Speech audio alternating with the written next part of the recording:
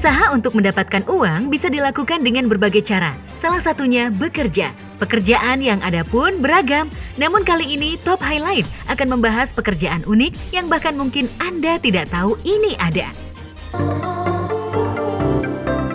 Koki untuk binatang. Stacy Kailis adalah seorang koki di kebun binatang Oakland. Seorang koki kebun binatang bertugas untuk menyiapkan makanan bagi tiap-tiap hewan yang ada. Bukan itu saja, seorang koki kebun binatang pun harus berbelanja dan menghitung porsi yang dibutuhkan setiap hewan.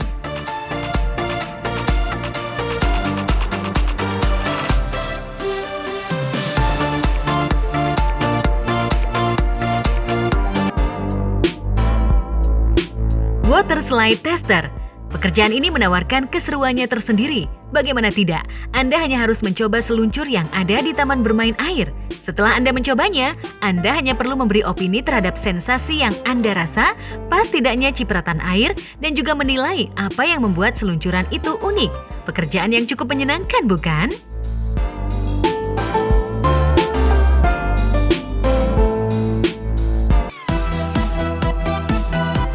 Penulis Fortune Cookies.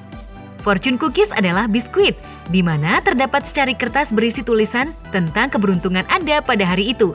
Ternyata, dalam menulis pesan-pesan ini, ada orang-orang yang bekerja secara profesional di belakangnya.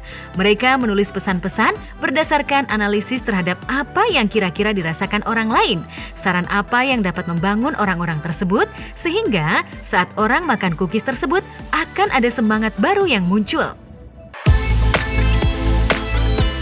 Perancang labirin. Walaupun membuat pusing saat dimainkan, siapa sangka pekerjaan ini memiliki seninya tersendiri. Adrian Fisher, seorang pembuat labirin dari Inggris, membagikan cerita bagaimana ia membuat labirin dan menentukan titik start dan finish. Sehingga siapapun yang masuk akan merasa senang, terhibur, dan pastinya tertantang. Dalam membuat labirin juga tidak sembarang, karena harus mampu memperlihatkan bentuk yang indah dan ideal.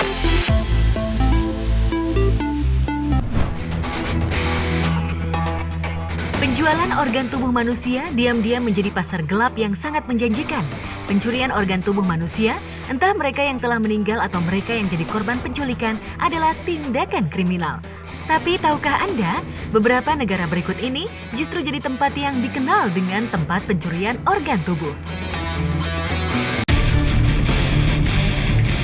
India dan Pakistan. Negara dengan permasalahan ekonomi dan tingkat kemiskinan yang tinggi membuat banyak orang melancarkan modus jahatnya untuk pencurian organ tubuh manusia. Padahal, pihak pemerintah Pakistan sendiri telah mengatur proses transplantasi organ tubuh manusia yang diperbolehkan jika pihak keluarga memperbolehkannya. Sayangnya, sebagian orang yang hanya mengejar keuntungan tak pernah peduli dengan aturan tersebut. Penculikan manusia, penyelundupan, dan penjualan organ tubuh secara ilegal terus saja terjadi. Mirisnya, pihak-pihak yang melakukan ini adalah sebuah jaringan yang maklarnya sendiri merupakan pihak rumah sakit atau dokter. China tak luput dari kegiatan pencurian dan perdagangan organ tubuh manusia.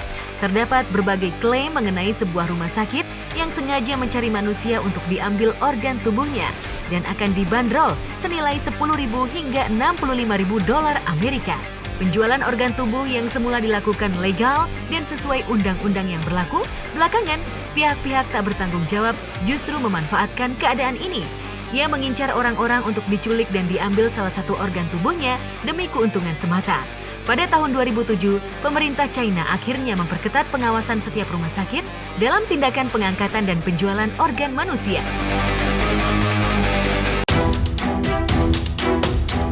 Pemerintah Mesir tidak memiliki undang-undang yang mencegah terjadinya tindakan pencurian atau penjualan organ tubuh manusia. Bahkan dilaporkan terdapat 500 kali kejadian transplantasi ginjal secara ilegal. Mesir dulu dikenal salah satu negara di awal peradaban manusia, kini tingkat kemiskinan yang tinggi membuat pencurian dan penjualan ilegal organ tubuh pun tinggi. Sayangnya, pasar gelap ini pernah terungkap, namun lantaran tak ada undang-undang yang mengaturnya, maka pemerintah tak bisa berbuat banyak. Tak heran jika hal ini makin besar dengan penjualan ke banyak negara di Eropa. Kemiskinan dan perbudakan seks tak hanya ramai di negara Moldova. Dengan populasi penduduk lebih dari 3 juta, sepertinya pemerintah pun tak memperhatikan tindak kriminal pencurian dan penjualan organ tubuh manusia. Adapun pencurian tersebut dilakukan dengan cara membius calon korban dan membedahnya. Yang paling jadi incaran adalah ginjal, jantung, hati, dan paru-paru. Mirisnya lagi, korban yang telah diambil organ tubuhnya akan dibiarkan begitu saja. Melihat begitu tingginya pencurian dan penjualan organ tubuh di Moldova, beberapa pihak mencurigai bahwa pemerintah terlibat di dalamnya.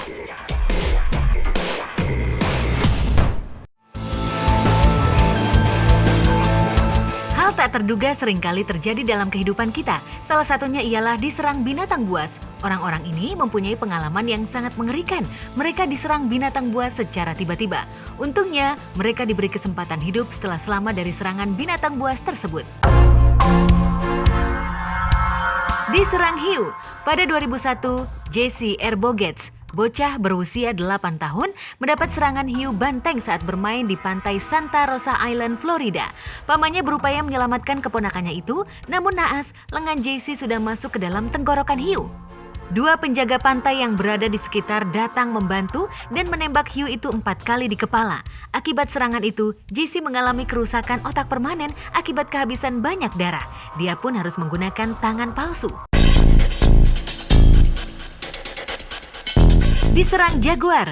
Pada 1951, Ed McLean, pria Kanada berusia 62 tahun yang tinggal sendiri, diserang seekor jaguar saat memotong kayu untuk memasak.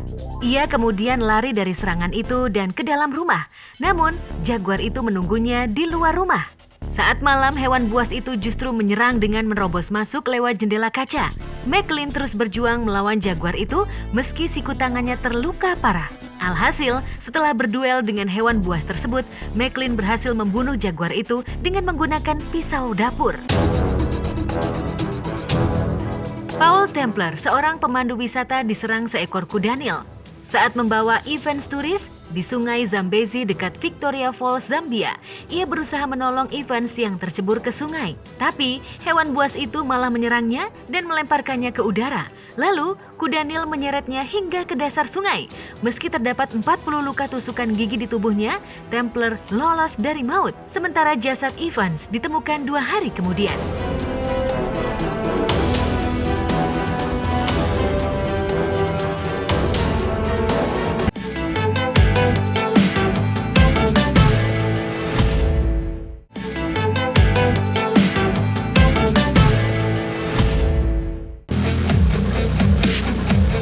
Temuan demi temuan dari masa lalu terus terjadi dari waktu ke waktu di berbagai negara.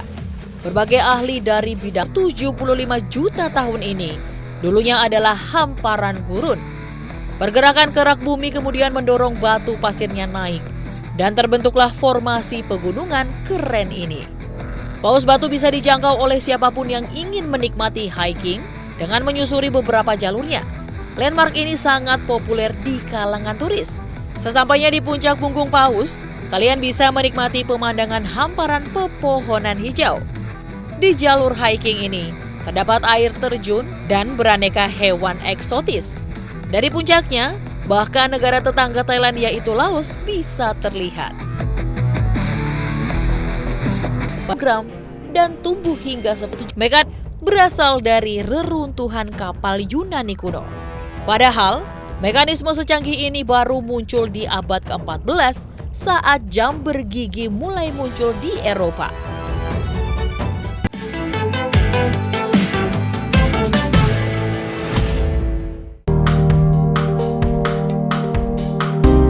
Sejak ramai, planet Mars disebut sebagai planet yang bisa dihuni oleh manusia. Sejak itu penelitian serta percobaan terus dilakukan oleh NASA. Terbaru pada Senin lalu, dengan bangga, helikopter berhasil mendarat di permukaan planet Mars.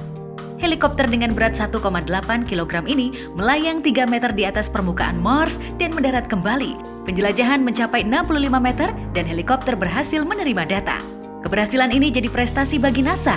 Namun tahukah Anda, jika beberapa misi luar angkasa dengan dana yang fantastis ternyata pernah dinyatakan gagal?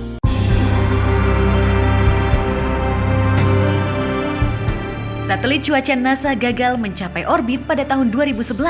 Kala itu satelit Glory gagal lepas dari roket pendorong Taurus XL.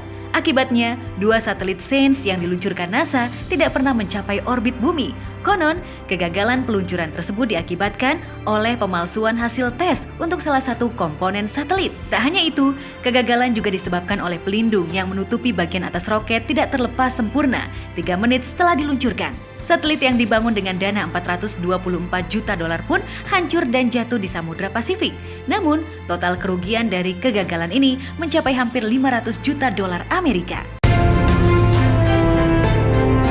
Pesawat ulang-alik Columbia meledak tahun 2003. Ini adalah kegagalan yang paling menyita perhatian dunia. Kendaraan luar angkasa meledak di udara 16 menit sebelum mendarat saat akan menginjak bumi di pusat stasiun angkasa luar Kennedy, Amerika Serikat.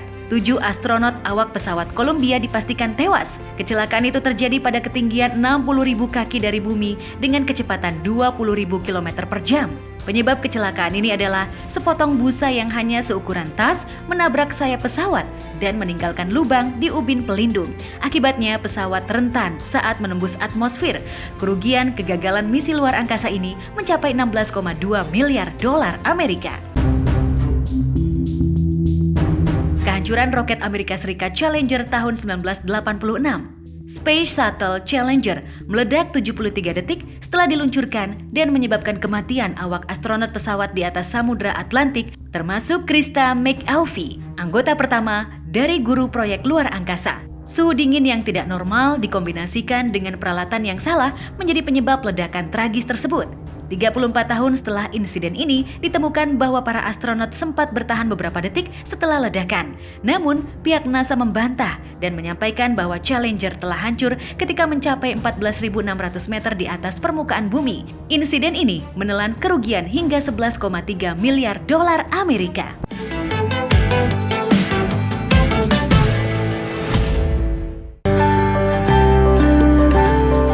Agama mengajarkan kita ke arah yang lebih baik dan kehidupan yang lebih teratur.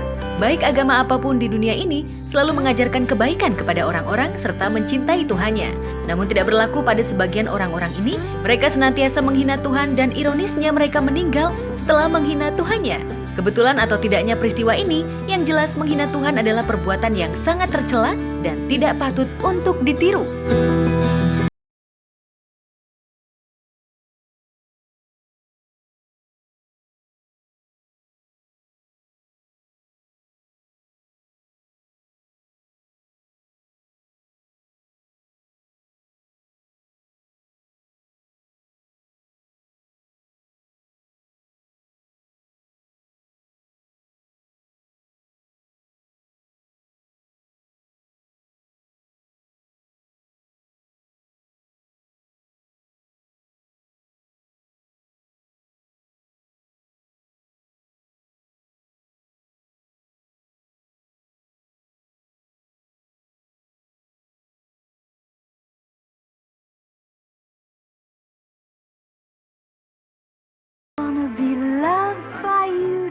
Siapa yang tidak kenal dengan artis cantik yang mendunia ini?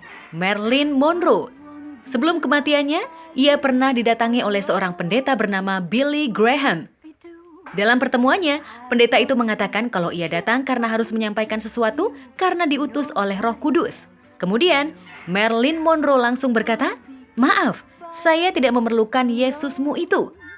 Beberapa hari kemudian, Monroe ditemukan meninggal di apartemennya.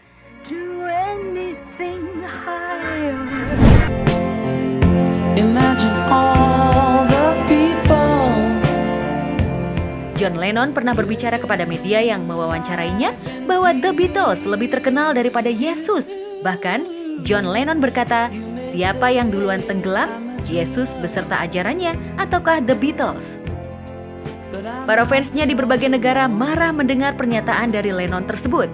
Para fansnya juga membakar poster John Lennon dan pada tanggal 8 Desember 1980, Lennon tewas dengan 6 kali tembakan membabi buta oleh fansnya sendiri.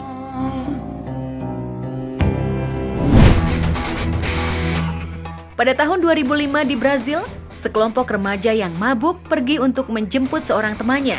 Ibu dari remaja yang dijemput ini khawatir melihat sang anak yang pergi dengan teman-temannya yang mabuk. Ia pun berpesan kepada anaknya, semoga Tuhan bersamanya dalam perjalanan. Namun sayang, Remaja tersebut bukannya mengamini apa yang dikatakan sang ibu. Ia malah menjawab, Tuhan boleh ikut bersama mereka, tapi jika Tuhan duduk di bagasi, karena kursi mobil sudah penuh.